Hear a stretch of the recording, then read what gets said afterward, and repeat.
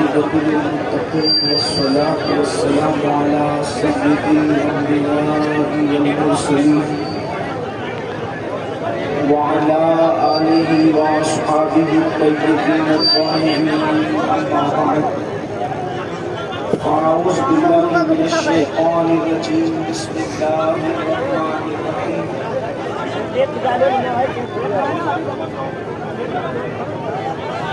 قل لا أسألكم عليه أجرا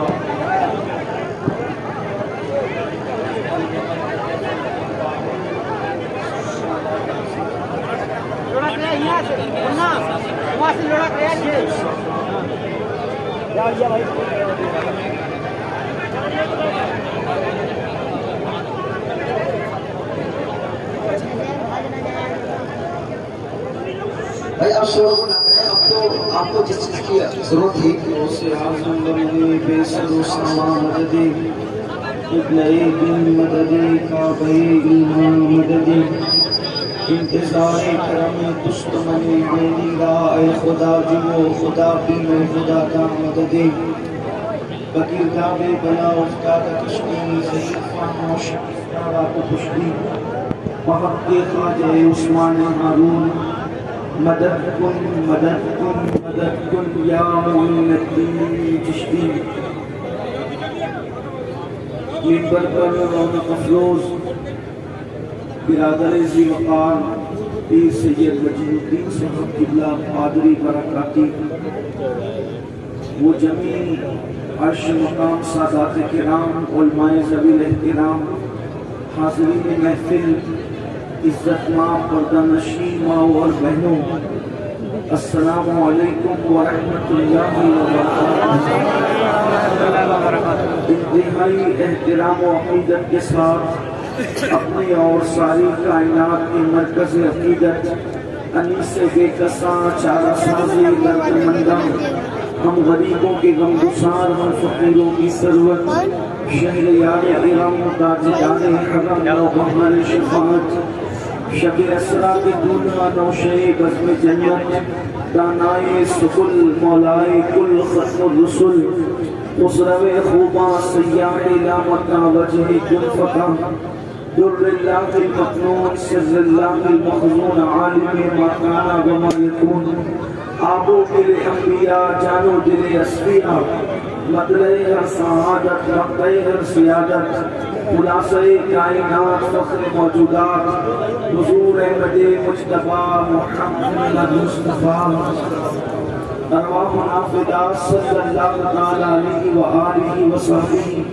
وبارک وسلم کی بارگاہ بے کس پناہ میں جس طریقے سے پڑھا بلند آواز سے میرے ساتھ مل کر پڑھیں الصلاۃ والسلام علیک یا رسول اللہ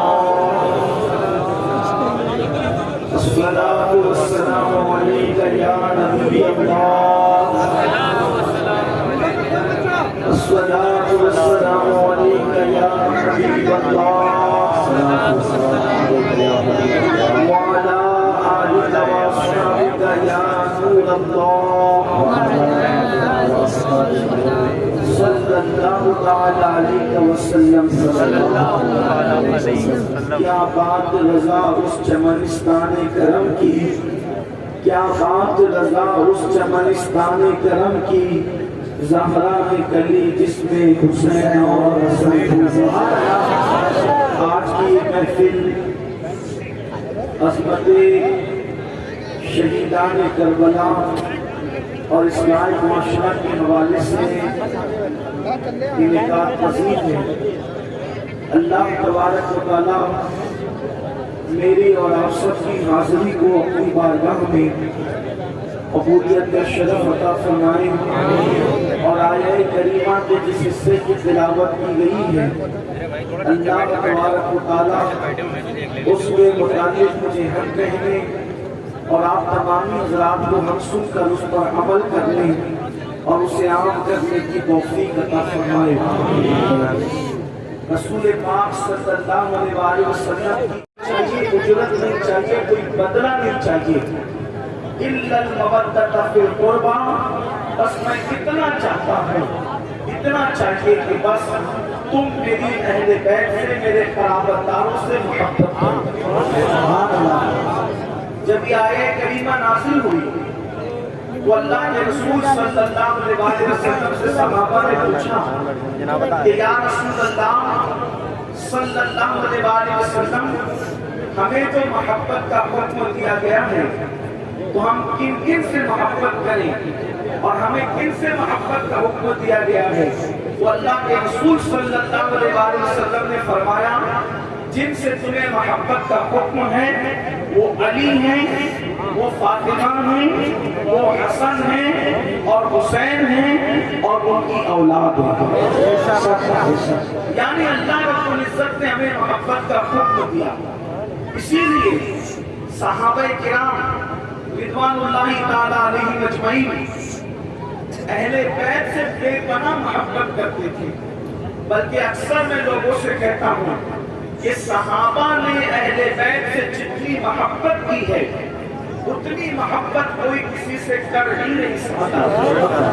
اس محبت کی ایک جھلک دیکھیں، وہ محبت کیسی تھی۔ اللہ اکبر۔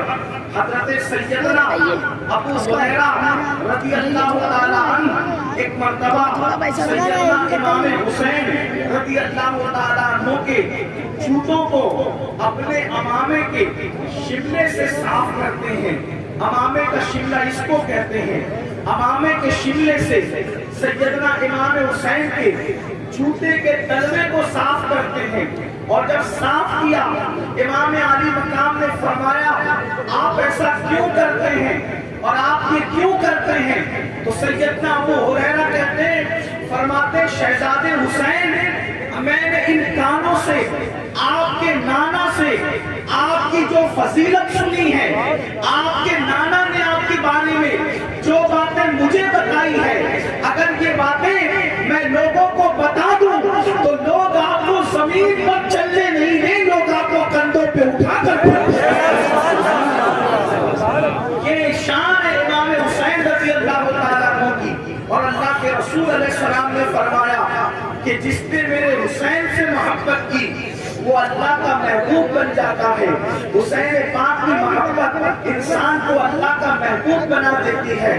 یقیناً آپ نے ابھی 10 روز میں اہل البیت کے فضائل بھی سنے ہوں گے، محبت حسین کی باتیں بھی سنی ہوگی۔ آئیے ایک بات مجھ سے بھی سن لیں۔ اللہ اکبر۔ حضرت سیدنا امام یوسف نبہانی رضی اللہ تعالیٰ عنہ ارشاد فرماتے ہیں، اپنی کتاب میں لکھتے ہیں کہ بادشاہ تیمور لنگ جب انتقال ہوا، جب بادشاہ دنیا سے گیا اور اس کو موت آئی تو اس وقت اس کے بچپنے کے دوست نے بادشاہ کے بچپنے کے دوست نے کیا دیکھا کہ نورانی تخت بچھا ہوا ہے، اور اس تخت پر اللہ کے پیارے حبیب مصطفیٰ جان رحمت صلی اللہ علیہ وسلم جلوگر ہے۔ مصطفیٰ جان رحمت نورانی تخت پر جلوگر ہے، اور اس تخت پر آقا علیہ السلام بیٹھے ہیں، اور تخت کے بالکل بازو میں حضور علیہ السلام کے قدموں میں تیمور لنگ بیٹھا ہوا ہے۔ بادشاہ تیمور لنگ، آپ جانتے ہیں اگر آپ نے تاریخ پڑھی ہوگی تو بادشاہ لوگوں کی ہر بات پر تعریف نہیں کر سکتے، کیونکہ بادشاہوں کے کچھ کام اچھے بھی ہوتے ہیں، بادشاہوں کے کچھ کام برے بھی ہوتے ہیں۔ اللہ اکبر۔ تیمور لنگ وہ بادشاہ ہے، اس نے اچھے کام بھی کیے، مسجدیں بھی بنوائی، مدرسے بھی بنوائے، سرائے بھی بنوائے، نہریں بھی کھدوائی، کنویں بھی کھدوائے، لیکن کچھ لوگوں کو اس نے قتل بھی کروایا۔ تو بادشاہ ہوتا ہے، بادشاہ کیا کام کیا ہم جب وہ تعریف نہیں کر سکتے۔ تیمور لنگ بادشاہ مصطفیٰ جان رحمت کے قدموں میں بیٹھا ہوا ہے۔ امام یوسف نبہانی اپنی کتاب میں لکھتے ہیں کہ تیمور لنگ کے بچپنے کا دوست اس سے پوچھتا ہے، او دشمن خدا، او اللہ کے دشمن، تجھے یہ مرتبہ کیسے مل گیا کہ تو محمد رسول اللہ کے قدموں میں بیٹھا ہے؟ آپ کیا سمجھتے ہیں حضور کے قدموں میں بیٹھنے کو؟ اللہ اکبر، اللہ اکبر۔ کروڑوں جنتوں کا وہ مقام نہیں ہے جو قدم ناز مصطفیٰ کا مقام ہے۔ اللہ اکبر۔ ارے ماں کے قدموں کے نیچے جنت ہے تو رسول اللہ کے قدموں کی شان کا عالم ہوگا۔ سبحان اللہ۔ آقا کے قدموں کی شان کا عالم کیا ہوگا؟ بلکہ ان کے قدموں میں جو نالائن آ جائے اس کے لیے استاد زمن لکھ رہے ہیں جو سر پہ رکھنے کو مل جائے نالے پاک حضور تو پھر کہیں گے کہ ہاں تاجدار ہم بھی ہیں. اندازہ کرو حضور کے قدموں میں بیٹھنا کتنی بڑی چیز ہے, حضور کے قدموں میں بیٹھنا کتنی عظیم چیز ہے. تیمور لنگ کو جب آقا علیہ السلام کے قدموں میں دیکھا آپ نے تو پوچھا او دشمن خدا تو رسول اللہ کے قدموں میں کیسے بیٹھا, یہ مقام تجھے کیسے ملا؟ تو اس سے پہلے کہ تیمور جواب دیتا آقا نے خود جواب دیا کہ یہ میری اہل بیت سے محبت کرتا تھا.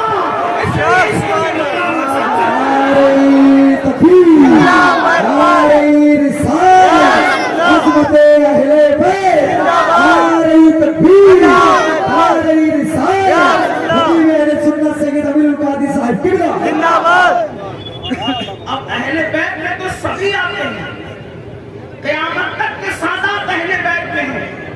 جو اہل البیت سے محبت کرے اس کو یہ مقام ملے, اور جو اصل اہل بیت حسنین کریمین سے محبت کرے اللہ اس کو کیا مقام عطا فرمائے. لیکن ایک بات میں آپ سے کہتا ہوں, ہمارے ہر جلسے میں ہمیں محبت کی دعوت دی جاتی ہے. آقا سے عشق کرو, اللہ کے رسول سے عشق کرو, حضور کے صحابہ سے عشق کرو, حضور کی اہل البیت سے عشق کرو. لیکن آپ سے بات پوچھنا چاہتا ہوں, ہم سب عشق کی محبت کی بات کرتے ہیں, کہتے ہیں کہ ہمارا مسلک بھی دکھائے گا, ان بچوں کو نہ دکھائے گا, ہمارے مسلک میں بھی عشق و محبت کی باتیں ہوتی ہیں, بلکہ عشق ہی کی باتیں ہوتی ہیں. ہمارا مذہب عشق, ہمارا مسلک عشق, ہمارا مشرب عشق, ہمارا راستہ عشق, سب کچھ عشق ہی کی بات ہے. لیکن ایک بات آپ سے پوچھتا ہوں, ہم نے عشق کی باتیں بہت, محبت کی باتیں بہت, کبھی سوچا, کبھی غور کیا کہ ہم عشق و محبت کی باتیں کرتے ہیں, عشق و محبت کہتے کس کو, عشق و محبت کا مطلب کیا ہے, عشق و محبت کی تعریف کیا ہے. ہم نے بہت باتیں کی, بالکل اسی طرح سے کہ کوئی بندہ پوری زندگی شہد کی فضیلت بیان کرتا رہے, ایک بندہ پوری زندگی شہد کے تذکرے کرتا رہے, شہد پہ کتابیں لکھتا رہے, شہد پہ تقریریں کرتا رہے, لیکن ساری زندگی وہ کبھی شہد کو دیکھے بھی نہیں, ساری زندگی کبھی شہد کو چکھے بھی نہیں. اب آپ بتائیں, اس کا شہد پہ تقریریں کرنا, اس کا شہد پہ کتابیں لکھنا, اس کا شہد کے اوپر تذکرے کرنا اور بار بار شہد کا نام لینا, کیا اس کی زبان میں مٹھاس لا سکتا ہے؟ کیا اس کی زبان کو میٹھا کر سکتا ہے؟ نہیں کر سکتا.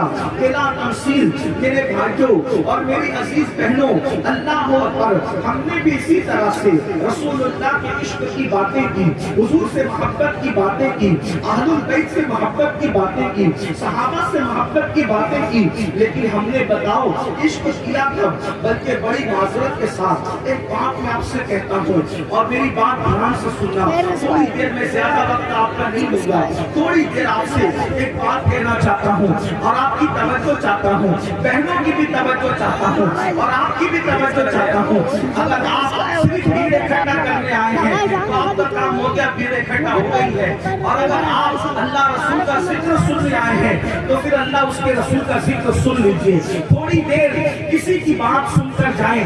آپ نے اتنی دور سے مجھے بلایا, اتنی دور سے پیر صاحب کو بلایا, اتنی دور سے علماء کرام کو بلایا, تھوڑی دیر بات سنیں, خاموش رہ کر سنیں, اللہ آپ کو جزائر خیر عطا فرمائے گا. اب آپ توجہ کریں, ہم عشق و محبت کی باتیں بہت کرتے ہیں, ہم پیار محبت کی باتیں بہت کرتے ہیں, لیکن میرے عزیز بھائیوں مجھے بتاؤ تو صحیح, ہم نے محبت کب کی ہے, ہم نے عشق کب کیا ہے؟ اللہ اکبر. بلکہ ایک بات اگر آپ کو ایمان لگتی بات کہوں اور سچی بات کہوں, ہم اس سے عشق کی بات کرتے ہیں, رسول اللہ سے عشق کی بات کرتے ہیں, اور کس کے طریقے پر چلتے ہیں؟ ابو جہل کے طریقے پر چلتے ہیں. رسول اللہ سے عشق کی باتیں کرتے ہیں, ابو لہب کے طریقے پر چلتے ہیں. رسول اللہ سے عشق کی باتیں کرتے ہیں, حضور کے دشمنوں کے طریقے پر چلتے ہیں. اسی طرح پوری دنیا کے اندر سب لوگ ذکر کر رہے امام حسین کا, امام حسین کی محبت کی باتیں ہو رہی ہے, اور طریقہ کس کا زندہ ہو رہا ہے؟ یزید کا طریقہ زندہ ہو رہا ہے. آئیے میں آپ کو ایک بات پوچھنا چاہتا ہوں, آئیے اب میں میری بات پر توجہ کریں اور غور سے سنیں کہ ہم لاشعوری طور پر، میں جان بوجھ کر کی بات نہیں کر رہا ہوں، لاشعوری طور پر انجانے میں یزید کے راستے پر ہم نہیں جا رہے، یزید کے طریقے پر تو نہیں جا رہے. دیکھیے غور سے سننا، امام حسین کی فکر کیا ہے؟ جس سے پیار ہوتا ہے، جس سے عشق ہوتا ہے، جس سے محبت ہوتی ہے، انسان اسی کے طریقے پہ چلتا ہے. آسان زبان میں آپ کو سمجھاؤں، اگر آپ کے دل میں کسی کرکٹر کی محبت ہو جائے تو آپ اسی کے انداز میں کپڑے بھی پہنتے ہیں، اسی کے انداز میں چلتے بھی ہیں، اسی کے انداز میں کرکٹ بھی کھیلتے ہیں. اسی طرح کسی کو کسی سے محبت ہو جائے تو اس کی نقل کرتا ہے. اب آپ سے پوچھتا ہوں، سب کہہ رہے ہیں بوڑھے بچے جوان امام حسین سے محبت ہے، ان کے لیے جان قربان کر دیں گے. اب بتاؤ طریقے پر کس کے عمل کر رہے ہو؟ اب میں آپ کے سامنے دو باتیں رکھتا ہوں، اب آپ غور کرنا، اور میں بھی کہوں گا، آپ بھی نہیں کہیں گے، کوئی کسی کو نہیں کہے گا. صرف اپنے آپ میں ڈوب کر سوچنا، تم یزیدیت کی طرف جا رہے ہو یا حسینیت کی طرف جا رہے ہو. اپنے آپ میں ڈوب کے سوچنا. میری بہنوں سے بھی کہتا ہوں، یزیدیت کی طرف جا رہی ہو یا حسینیت کی طرف جا رہی ہو. دیکھو کربلا کا میدان ہے، کربلا کے میدان میں امام علی مقام کے ایک نوجوان بیٹے ہیں، ان کی عمر 18 سال کی ہے، اور وہ 18 سال کے جو شہزادے ہیں ان کا نام ہے علی اکبر. دیکھو اللہ نے تم کو بھی بیٹے دیے ہوں گے، اللہ پاک آپ کے بیٹوں کو خوب لمبی عمر عطا کرے. اللہ نے ہمیں بھی اولاد دی ہے، اللہ انہیں بھی لمبی عمر خیر سے عطا کرے. لیکن آپ سے پوچھنا چاہتا ہوں، بہت چیلنج کے ساتھ پوری دنیا کے اہل علم کو، اہل تجربہ کو یہ بات کہنا چاہتا ہوں، خدا کی عزت کی قسم، حسین پاک کے شہزادے جتنے خوبصورت تھے، آج مشرق سے لے کے مغرب تک، شمال سے لے کے جنوب تک، ایسا خوبصورت بیٹا کسی کے گھر میں نہیں ہوگا. خوبصورت بیٹا کسی کے گھر میں نہیں ہو سکتا. چیلنج سے اس لیے کہہ رہا ہوں کیونکہ کسی کا بیٹا باپ کے مشابہ، کسی کا بیٹا ماں کے مشابہ، کسی کا بیٹا دادا دادی کے مشابہ، لیکن میرے حسین وہ ہے کہ ان کا بیٹا رسول اللہ کے مشابہ.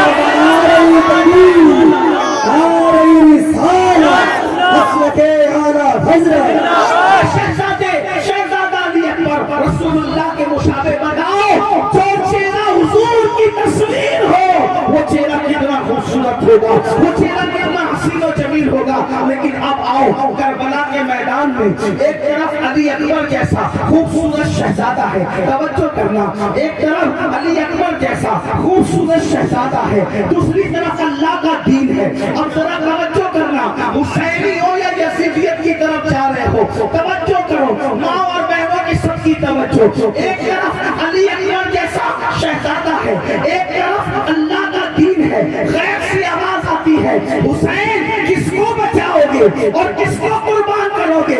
اگر علی اکبر بچاتے ہو تو دین قربان ہوتا ہے، اور دین بچاتے ہو علی اکبر قربان ہوتے ہیں. سوچو امام حسین کا کتنا بڑا امتحان ہے. ایک طرف ہم شفیع پیغمبر ہے، ایک طرف اللہ کا دین ہے.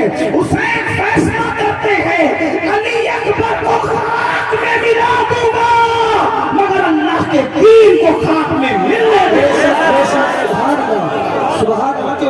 اتنا خوبصورت بیٹا خاک میں ملا دیا، اللہ کے دین کو خاک میں ملنے نہیں دیا. اور آپ کیا کرنا ہے؟ ایک طرف پیسہ ہے، علی اکبر جیسا بیٹا نہیں، پیسہ ہے، اور ایک طرف اللہ کا دین ہے. ایک طرف پیسہ ہے اور ایک طرف اللہ کا دین ہے. بیٹھ جائیں گے ایک بار سب درشید اللہم صلی اللہ سیدنا مولانا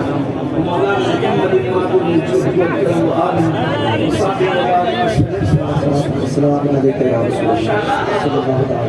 بہت اچھے لوگ ہیں، بہت پیارے لوگ ہیں،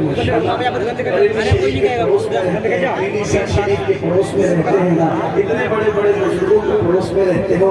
آپ بھی ہمارے لیے بزرگ ہیں، لیکن تھوڑی سی بات تو سنیں. ایک بار درود شریف پڑھیے. اللہم صلی اللہ سیدنا محمد والا علی وسلم. یہ اس علاقے کے لوگ جلسے میں بہت اچھی تعداد میں آتے ہیں، لیکن پتہ نہیں کیا ہے کہ وہ سنتے کم ہیں. یہ سب ماشاءاللہ بہت اچھے سے سن رہے ہیں. اگر وہ لوگ بھی اور منتظمین بھی اپنا بٹھائیں جو جیسا اس کو ویسی رہیں. دیکھو کوئی کسی کو کچھ مت بولے. یہ امام حسین کی محفل ہے. جو پیار سے سنے گا امام کی نظر اس پر ہوگی.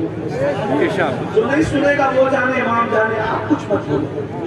آپ کی توجہ درود شریف ایک مرتبہ نبی اور آل نبی کی بات بولو بھیا. یہ والنٹیئر جو ہے نا ان کو سمجھا دو. کچھ مت بولو. والے اب مجھے بولنے دو. صبح سے آپ لوگ بول رہے تھے مجھے بولنے. سب درود شریف پڑھیں بلند اللہ رب محمد صلی اللہ علیہ وسلم نحن عباد محمد صلی اللہ علیہ وسلم صلاۃ و سلام علیک یا رسول اللہ. دیکھو دو لوگ جب بولتے ہیں نا تو تقریر نہیں ہوتی, مناظرہ ہوتا ہے. اور تقریر جب ہوتی ہے تو ایک آدمی بولتا ہے سب سنتے ہیں. تو آپ لوگوں نے مجھے مناظرے کے لیے تو بلایا نہیں, مجھے تو تقریر کے لیے بلایا. اور اگر آپ مجھے مناظرے کے لیے بلاتے تو میں آتا نہیں, کیونکہ میں مناظر نہیں ہوں. تو آپ کی توجہ سید صاحب سب لوگ سنو. درود شریف پڑھیں. یہ جو نذرانہ آپ دے رہے ہیں, میں اس سے پہلے بھی میں نے بتایا نذرانہ دینے کا طریقہ. اگر نہیں معلوم ہے تو میں بتا دیتا ہوں. میں پہلے بات تو یہ کہ غرور اور گھمنڈ کے طور پہ منع نہیں کرتا نذرانہ دینے سے. جو گھمنڈ کی وجہ سے نذرانہ دینے سے منع کرے اس پر ایک وقت ایسا آئے گا کہ وہ مانگے گا تو بھی لوگ اس کو نہیں دیں گے. تو گھمنڈ کی وجہ سے منع نہیں کرو, نذرانہ دو, لیکن طریقہ بتاؤ کیا طریقہ ہے. طریقہ یہ ہے کہ جب آپ کو کوئی بات اچھی لگے تو ایک جیب سے نذرانہ نکالو اور دوسری جیب میں رکھو. ٹھیک ہے. اور جب جلسہ ختم ہو تو اپنے اپنے محلے کی مسجد میں جانا, میری طرف سے اور آپ کی طرف سے اپنے امام صاحب کو نذرانہ پیش کرنا. ٹھیک ہے. اب کوئی اٹھ کر ادھر نہیں آئے گا. اور ایمانداری سے جب جب نذرانہ دینے کو جی چاہے کہ ادھر سے نکال کے ادھر ڈالنا, ادھر مت آنا. ایک بار درود شریف پڑھو. اللهم صل على سيدنا ومولانا محمد المعدن الجود والكرم وآله وصحبه وبارك وسلم صلاة وسلام عليك يا جد الحسن والحسين. درود پڑھنے کو کہا جاتا ہے اتنا بڑا مجمع عاشقوں کی طرح آواز آنی چاہیے. ایک بار دونوں عاشقوں کی طرح درود شریف پڑھو.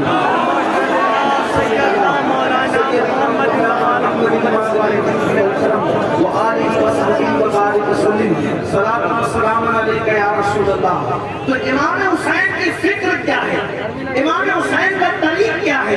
طریق امام حسین کے ہے ایک طرف اللہ کا دین ہے, ایک طرف ہمشبی پیغمبر ہے. آپ نے ہمشبی پیغمبر علی اکبر جیسے جوان بیٹے کو خاک میں ملا دیا, مگر اللہ کے دین کو خاک میں ملنے نہیں دیا. اور ہم کیا کرتے ہیں؟ اللہ اکبر.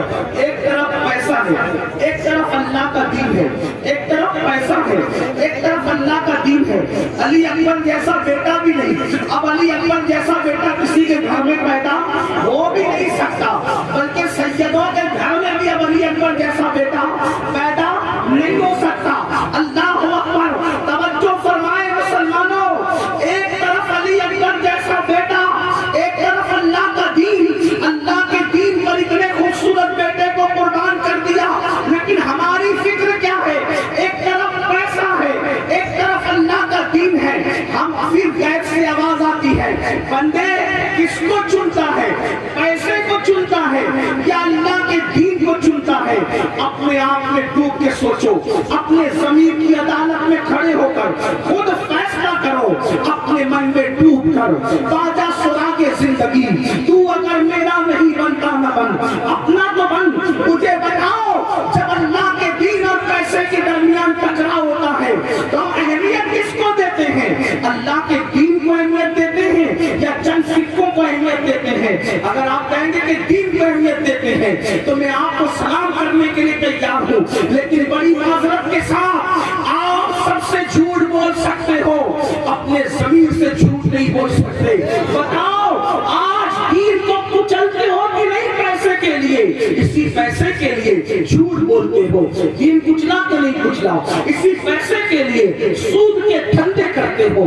دین کچلا تو نہیں کچلا, اسی پیسے کے لیے کسی کا قتل کرتے ہو. اسی پیسے کے لیے چوریاں کرتے ہو. اسی پیسے کے لیے شراب کے دھندے کرتے ہو, اسی پیسے کے لیے مسلم محلے میں نشہ بیچتے ہو. بتاؤ, جو قوم پیسے کے لیے اپنا دین کچل دے, اس کا تعلق امام حسین سے ہے یا اس کا تعلق یزید سے؟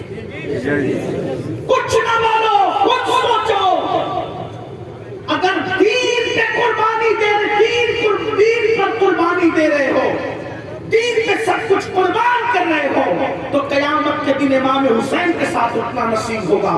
اور اگر دین قربان کر رہے ہو, 200 250 روپے کی چپل بیچنے کے لیے مسلمان آج کا اللہ کی جھوٹی قسم کھاتا ہے. یہ حالات ہیں. اللہ کی جھوٹی قسم کھانے والوں, علامہ ابن حجر مکی اپنی کتاب میں لکھتے ہیں, اللہ ارشاد فرماتا ہے کہ جو میری جھوٹی قسم کھاتا ہے میں اس کی 7 نسلوں پر لعنت کرتا ہوں, اس کی 7 نسلوں پہ لعنت کرتا ہوں. آپ سے پوچھتا ہوں, کام یزید جیسے اور نام امام حسین کی غلامی کا, حسینیت کا نام کیا رکھا؟ کڑے پہننے کا نام حسینیت, ناڑے پہننے کا نام حسینیت, کلر کے کپڑے پہننے کا نام حسینیت. ارے کلر سے حسینیت کا تعلق نہیں ہے, حسینیت کا تعلق تو دل سے ہے. بتاؤ, ہم نے کون سی حسینیت کو زندہ کیا؟ کیا آج مسلمان سود کے دھندے نہیں کرتا؟ کس مسلمان کو نہیں پتا ہے کہ سود حرام ہے؟ اگر کوئی کہے کہ مجھے نہیں پتا ہے تو میں اس سے ایک سادی سی بات پوچھتا ہوں, اگر تم کو نہیں پتا ہے کہ سود حرام ہے تو پھر سود کا دھندا چھپ چھپ کے کیوں کرتے ہو؟ جب حرام نہیں سمجھتے تو چھپ چھپ کے کیوں کرتے ہو؟ چھپ چھپ کے کرنا بتا رہا ہے کہ تم بھی اس کو غلط سمجھتے ہو. اے میری قوم کے جوانوں, روٹی تو کتوں کو بھی مل جاتی ہے, دانا تو پرندوں کو بھی مل جاتا ہے, اور پیسے اور دولت تو لوگ بندر نچوا کر بھی, بندر کو نچا کر بھی کماتے ہیں اور خود ناچ کر بھی کماتے ہیں. ایک بات بتاؤں, آپ کی مسجد کا امام اتنا مالدار نہیں ہے, آپ کے علاقے کا خطیب اتنا مالدار نہیں ہے جتنا ہندوستان کے نچلیے یہ ممبئی میں بیٹھے ہوئے خان صاحب لوگ مالدار ہے, ناچ ناچ کر کے مالدار بنے. یہاں تو یہ علماء نے جتنے پیسے کبھی دیکھے نہیں ہوں گے اس سے زیادہ جو ہے وہ کہیں پر رکھ کر کے بھول چکے ہیں, وہ ناچ کر پیسے کماتے ہیں. مگر یاد رکھنا, پیسہ ہی سب کچھ نہیں ہے. اللہ اکبر, نمرود کے پاس دولت تھی, قارون کے پاس دولت تھی, فرعون کے پاس دولت تھی, لیکن موسیٰ کے پاس اللہ کی رضا تھی, ابراہیم کے پاس اللہ کی رضا تھی, اللہ کے نبیوں کے پاس اللہ کی رضا تھی. دیکھو, ان کی قبروں کا نشان بھی موجود نہیں ہے جو دولت مند کہلاتے تھے, مگر جنہوں نے اللہ کی رضا کے لیے, اللہ کے دین کے لیے قربانیاں دی, آج بھی ان کے نام زندہ ہیں, ان کے مزارات آج جو ہے وہ آباد ہیں, لوگ ان کی بارگاہ میں خراج عقیدت پیش کرتے ہیں. بتاؤ, یزید کے پاس کتنی دولت تھی, کتنا بڑا حکمراں تھا, لیکن ہے کوئی یزید کا نام لینے والا, ہے کوئی یزید کے نام پہ جلسہ کرنے والا؟ لوگ کہتے ہیں کہ امام حسین کا کسی نے ساتھ نہیں دیا, کسی نے ساتھ نہیں دیا, کسی نے ساتھ نہیں دیا. میں نے کہا, ساتھ دینے کی بات نہیں ہے, ساتھ دینے کی بات نہیں ہے. میرے حسین کی غیرت یہ تھی کہ حسین نے کسی کا ساتھ نہیں لیا. واللہ اگر حسین ایک آواز لگا دیتے تو کربلا کا میدان سروں سے بھر جاتا. حسین کربلا بھرنے نہیں آئے تھے, حسین اپنے خون سے دین کو ہرا بھرا کرنے آئے تھے. اگر کسی کو یقین نہیں آتا تو ایک بات کہتا ہوں, ارے اتنے چھوٹے سے گاؤں میں جب حسین کے نام پر بلایا جاتا ہے تو بیٹھنے کو جگہ نہیں ملتی. حسین کے نام پہ بلایا جائے تو بیٹھنے کو جگہ نہیں ملتی. اگر حسین خود بلاتے کربلا میں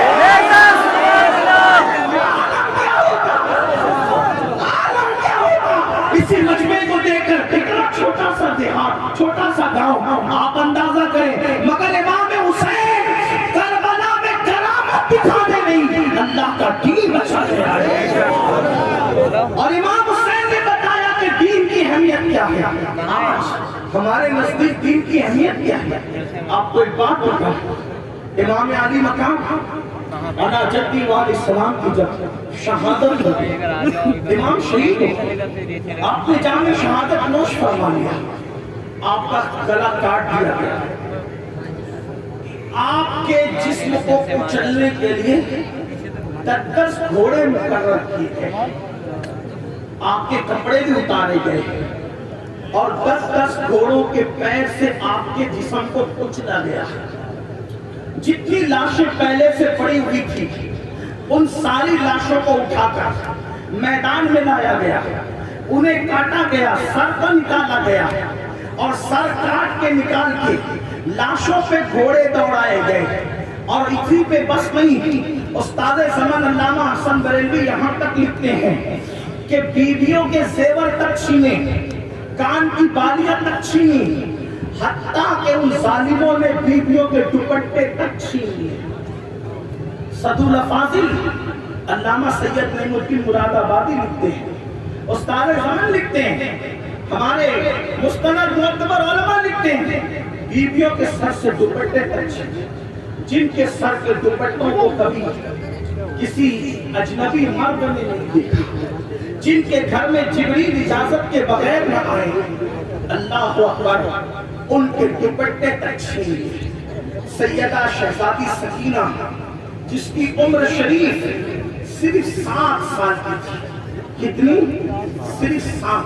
سیدہ سکینہ کے چہرے پہ تماچے تھے، آپ غور فرمائیں،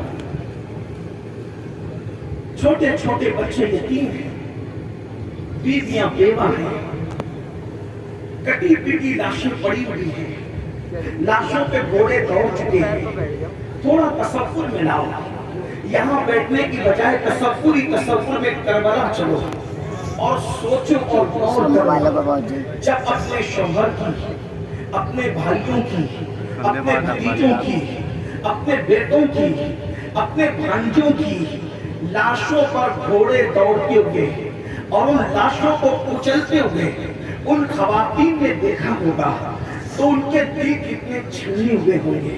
عورتوں کا دل تو اتنا کمزور ہوتا ہے، عورتوں کا دل تو اتنا نازک ہوتا ہے کہ عورت اگر چوہا مرا ہوا دیکھ لے تو دن بھر کھانا کھانے کی ہمت نہیں کرتی، عورتیں چپکلی مری ہوئی دیکھ لیں تو وہ ڈر جاتی ہے۔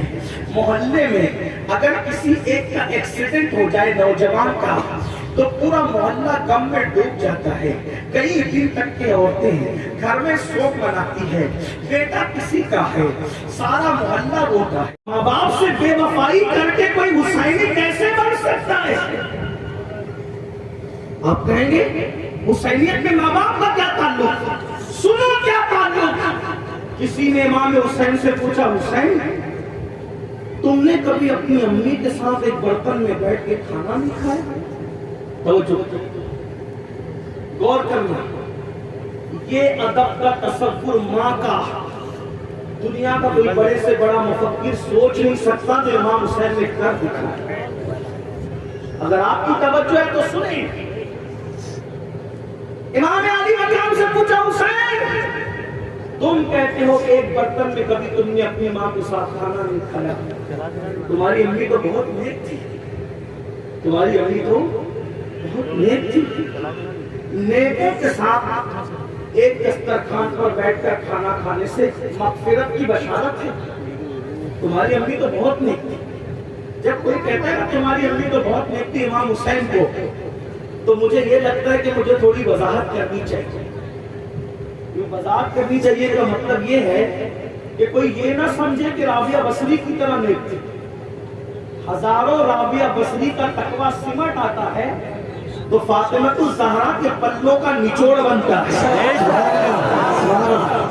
آپ یہ نہ سمجھے کہ رابعہ بصری کی طرح نیک تھی، آپ یہ نہ سمجھے کہ نفیسہ مصری کی طرح نیک تھی، آپ یہ نہ سمجھے اللہ اکبر کے کسی خاتون کو آپ لائیں تصور میں کہ اس کی طرح نیک تھی، بلکہ بات آگے بڑھ کے کہہ دوں، حضرت مریم کا تقویٰ اپنی جگہ ہے، لیکن فاطمہ الزہرا کے تقوی کی مثال کسی کے پاس نہیں ہے، اس لیے کہ آقا نے ارشاد فرمایا کہ میری شہزادی فاطمہ نے اپنی عصمت کی ایسی حفاظت کی کہ اللہ نے فاطمہ کے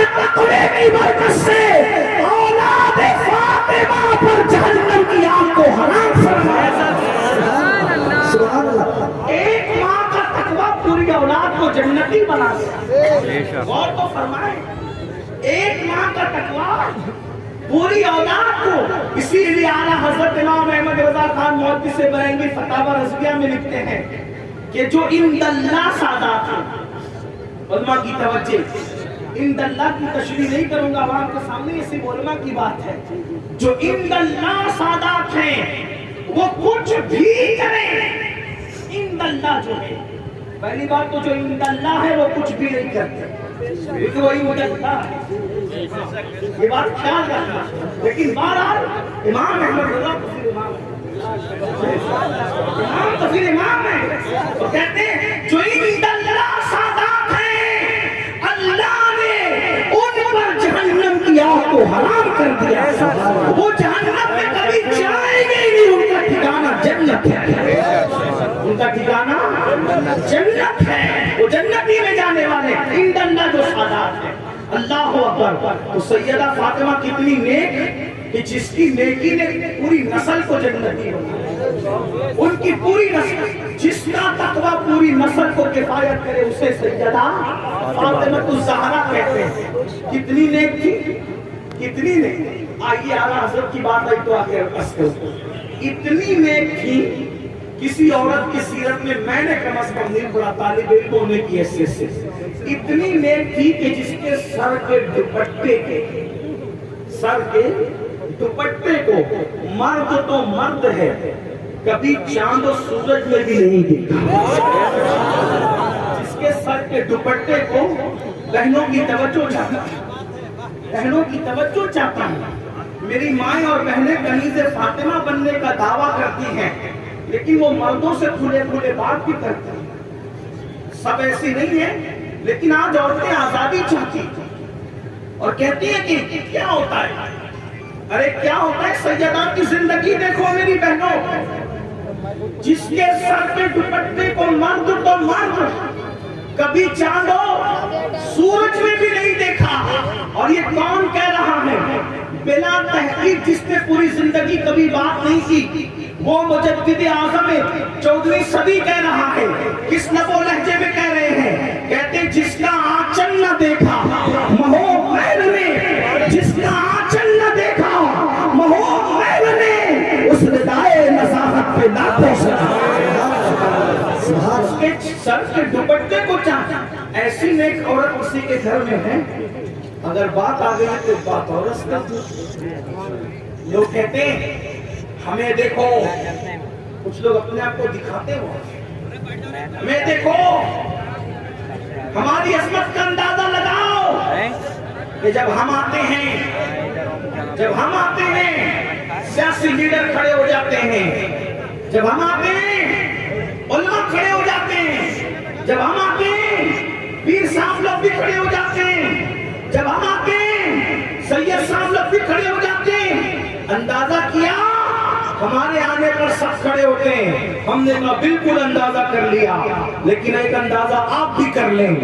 جس کے آنے پر سیاسی لیڈر کھڑے ہیں، جس کے آنے پر علماء سادات کھڑے ہیں، جس کے آنے پر پیر فقیر مشائخ کھڑے ہوں، بڑا آدمی ہوگا. لیکن ایک ایسی شخصیت کو میں جانتا ہوں جس کے لیے جبریل کھڑے ہوتے ہیں، جس کے لیے میکائیل کھڑے ہوتے ہیں، جس کے لیے اسرائیل کھڑے ہوتے ہیں، جس کے لیے اسرافیل کھڑے ہوتے ہیں، جس کے لیے فرشتے کھڑے ہوتے ہیں، جس کے لیے آدم، نوح، موسیٰ، عیسیٰ، ابراہیم، داؤد، ایوب، ذوالکفل، عزیر سب کھڑے ہوتے ہیں. کہاں کھڑے ہوتے ہیں؟ جس کے لیے میں نے کہا میرا امام کہتا ہے نماز اقصا میں تھا یہی سر، آیا ہو مانی یہ اول آخر ہے، دست بستہ وہ پیچھے حاضر جو سلطنت آگے کر گئے تھے. کائنات کا ہر عزت والا، کائنات کا ہر عزت والا، کائنات کا ہر عزت والا جس کے لیے کھڑے ہوتا ہے، جس کے لیے کھڑے ہوتا ہے اس کو محمد الرسول اللہ کہتے ہیں. کائنات کا ہر عزت والا جس کے لیے کھڑے ہوتا ہے اس کو محمد الرسول اللہ کہتے ہیں. اور ان کی شان کیا ہے؟ خدا کے بعد سب سے بزرگ وہی ہے، خدا کے بعد سب سے عزت والے وہی ہے. میرے امام کہتے ہیں سارے اچھوں میں اچھا سمجھیے جسے، اس اچھے سے اچھا ہمارا نبی. سارے اونچوں میں اونچا سمجھیے جسے اس اونچے میں اونچا ہمارا نبی جس نے ٹکڑے کیے ہیں کمر کے وہ ہے نور وحدت کا ٹکڑا ہمارا نبی نور وحدت کا ٹکڑا ہمارا نبی خلق سے اولیاء اولیاء سے رسول اور رسولوں سے اعلیٰ ہمارا نبی کون دیتا ہے دینے کو منہ چاہیے دینے والا ہے سچا ہمارا نبی جس کے لیے سب کھڑے ہوتے ہیں کائنات کی عزت جس کے لیے کھڑے ہو وہ عزت والا میرا تمہارا رسول ہے لیکن ہم نے دیکھا وہ رسول بھی کسی کے لیے کھڑے ہوتے ہیں وہ کون ہے تو عائشہ فرماتی ہے جب فاطمہ آتی ہے تو محمد رسول اللہ ان کے لیے اٹھ کر کھڑے ہو عظمت فاطمہ عظمت فاطمہ عظمت فاطمہ عظمت فاطمہ پیغام کربلا پیغام کربلا اور سنو صرف کھڑے نہیں ہوتے اما جان عائشہ فرماتی ہے صرف کھڑے نہیں ہوتے کھڑے بھی ہوتے ہیں پیشانی چومتے ہیں اور چوم کے کہتے ہیں فداک امی و ابی یا فاطمہ اے فاطمہ تجھ پر میرے ماں باپ قربان ہو جائے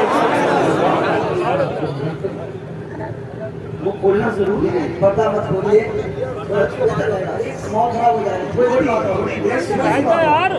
تھوڑی سی بات ہوتی ہے تھوڑی دیر بس 5 منٹ دے دے بھیا میں اپنی بات ختم تھوڑی سی توجہ فرمائیں بیٹھے گے اور میرے سامنے ہٹ جائے وہاں سے سوٹ کا ساڑی خراب ہو رہی ہے بڑی مہربانی کتنی اچھی بات ہے دیکھو توجہ تو کرو صرف کھڑے نہیں ہوتے بلکہ کھڑے ہو کے کیا فرماتے پیشانی چومتے اور کہتے فدا کی امی وہ ابھی یا فاطمہ فاطمہ تجھ پر میرے ماں باپ قربان ہیں اور اتنا ہی نہیں بلکہ جہاں حضور بیٹھے ہوتے حضور علیہ السلام ان کو اپنی جگہ پہ بٹھاتے جہاں رسول اللہ کتنی نیک ہے وہ خاتون کیا شان ہے کیا عظمت ہے تو کسی نے کہا حسین تمہاری امی بڑی نیک تھی تم نے کبھی ایک برتن میں ان کے ساتھ کھانا نہیں کھایا امام علی مقام کیا کہتے ہیں بلکہ دونوں شہزادوں کے لیے بیان کیا گیا لیکن بات امام حسین کے تو سن لیں امام حسین کہتے ہیں امی کے ساتھ اس لیے کھانے کی ہمت نہیں ہوتی تھی برتن میں